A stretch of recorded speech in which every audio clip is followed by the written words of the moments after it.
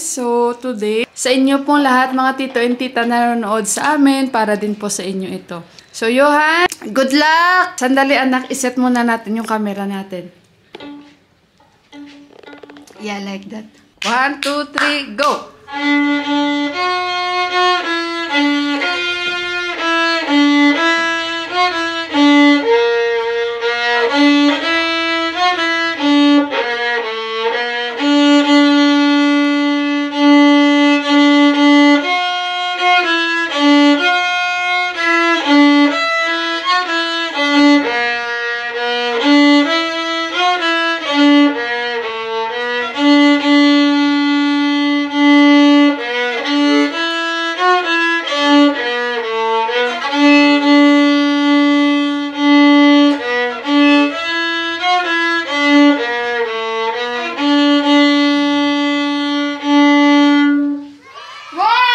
Magandang umaga, mga aga sa inyo. Dangat tayong tanan. Gumawa ako ng parota, egg sandwich kasi kahapon di ako gumawa.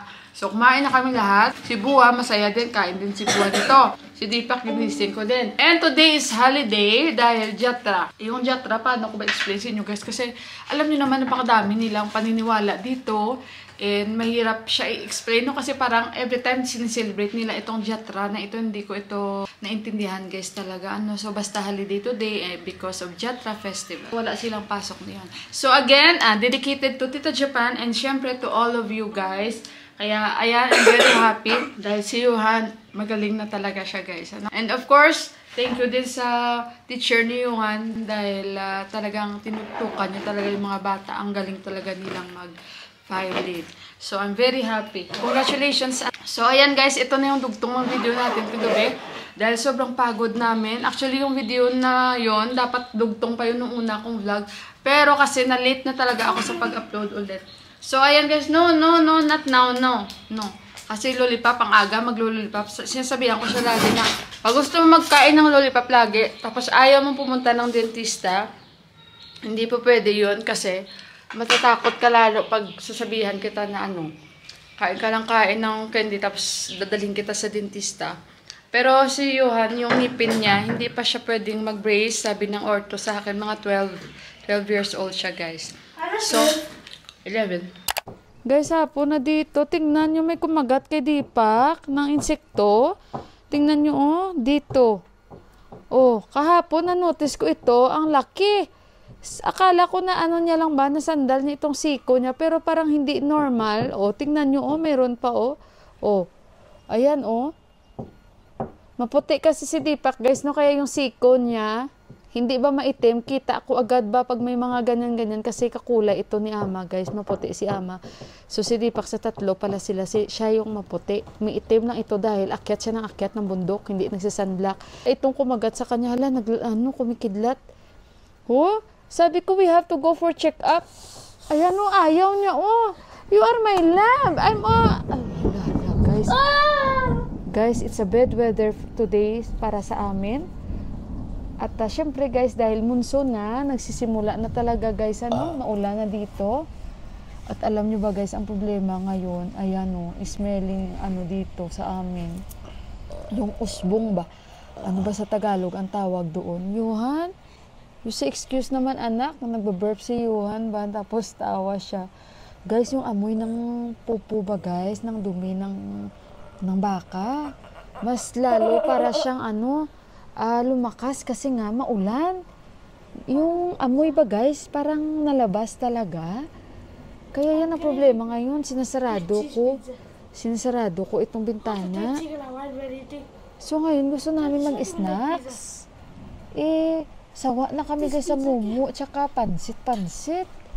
Kaya sabi ko, kain tayo ng pizza. Total, i-deliver naman nila. 6 kilometers, you see? Maulan guys, oh. Yes, 6 kilometers. Yung aking mag-ama, tingnan nyo si Juan, sinuotan niya. Without the cheese pizza. No cheese no. Why? Hawaiian is In my pizza favorite. there's cheese, no? So ayan yung problema ko kay Deepak guys, oh. Oh, mainit kaya. Alam nyo ba, meron akong napanood. When you reach 40, stop caring na daw. Kumbaga, you have to start taking good care of yourself. Example, ganyan. Grabe ka mag-care. Hindi man nakikinig. 'Diba? So why you care? So better you care yourself, focus yourself, what makes you healthy, what makes you happy, ganun daw. Pero kasi alam nyo naman tayo, nanay tayo, bakit kaya hindi natin yan matiis, asawa tayo? 'Di ba? Kahit sarili na yan nila, dapat sila na yung magkikare. Pero bakit ganun? Bakit hindi natin ma-ignore? Kasi nanay tayo eh, asawa tayo eh. Kahit nga kapatid natin. Actually guys, kami ay pupunta pa sa mag-process ng clearance ni Bua, pero may problema sa kanyang papeles.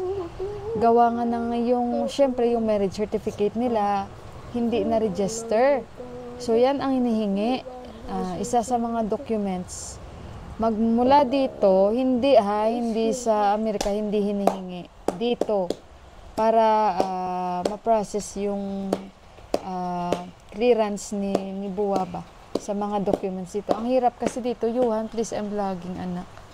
So, kasi guys, dito ang hirap mag-process ng mga documents nila. Marami silang ganito-ganito ba na pabalik-balik, tapos mali-mali.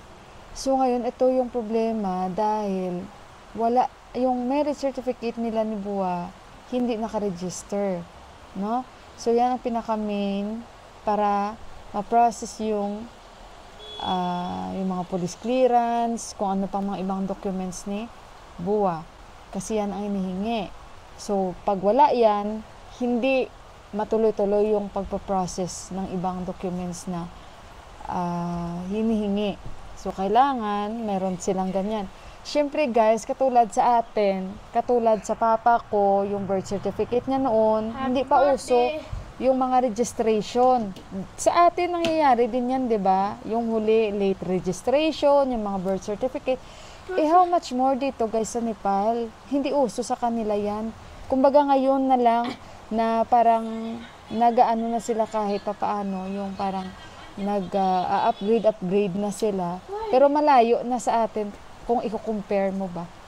So yun guys, ngayon, ang pinoproblema dahil wala sila, ang marriage certificate nila, hindi naka-register. Dahil sa panahon nila, ang uso is culture marriage. 'Di ba? Parang kagaya din sa atin, kaso lang malayo ba sa atin kung i-compare mo dahil iba naman ang style kasi nila. Sa atin talaga simbahan, sa kanila naman culture talaga na sila lang talaga yung magkasal-kasal na sarili nilang pari din na parang sa paniniwala nila. Ngayon kasi sa court na talaga katulad sa amin, hindi pa. Kinasal kami ulit sa court dito para lang mag-valid talaga yung mga dokumento namin. So ngayon yan pa yung problema. Ang marriage certificate, ang marriage registration nila ni Bua, matanda na sila guys. Pero yan pa talaga ang hinahanap, yan pa ang hinihingi. So, sabi na lang ni Deepak, let's see what we can do. Wala guys, ang lakas ng kulo guys, ano? Minsan natatakot kaya ako dito. Alam niyo pa ganito yung weather? Naiisip ko talaga yung Pilipinas. Maulan. Pero alam nyo ba, pag nakatingin ako dyan, sinasabi ko na sana sa kabila, Pilipinas na lang yung pwede ka na lang mag-shortcut. Pero hindi, kaya nalulungkot ako pag minsan ganito ang weather kasi marami akong maalala na mga memories. Diba guys? So, ayan. So, hindi ko pa alam kung ano ang mangyayari sa marriage registration nila ni Bua. Titingnan na lang natin. Ngayon dapat aalis kami pero hindi kasi umulan para mag-process. Kasi nga, inaantay na lang ng kuya ni Deepak yung lahat-lahat ng mga documents manggaling sa amin. And kanina sinin sa akin ng brother-in-law ko, yung green card ni Ama, andyan na guys, nakuha na niya. Nakuha na niya talaga yung ID niya. Bongga si Ama. So, ayan. Kawawa man yun kung mag-deliver kami ng pizza, umuulan. Ito yung problema talaga. Ito yung pupo talaga. Nausbong. 30. So, ganun lang yan, guys. Parang katulad din sa papa ko na ang birthday ng papa ko kinalakihan is August 30. Ngayon, nung nagpa-register na siya ng kanyang birth certificate, iba na yung birthday ng papa ko, nag-October 5. Tama ako kasi nalilito ako dahil nga syempre sa mga late na registration, no, iba. Alam nyo ba kahit nga ako, guys, no, ako pa nag-process ng birth certificate ko dahil kung saan ako pinanganak ng nanay ko, wala akong record doon. Kaya mabuti nga, at least na-process ko yon, hinanapan ng paraan at nakita. Kasi alam nyo naman, no, iba ang panahon noon at i-compare mo ngayon yung garden, halaman. So ayun guys, yung problema, minsan mga late registration kasi napakahirap lalo na dito. Yan guys, i-end ko na yung vlog natin. Salamat sa lagi niyong pagsuporta and good vibes lang tayo lagi. Mag-ingat kayo. And again, thank you so much sa oras ulit na binigay niyo para na mapanood. So again guys, God bless us all and ingat kayong lahat. Salamat, God bless. Bye!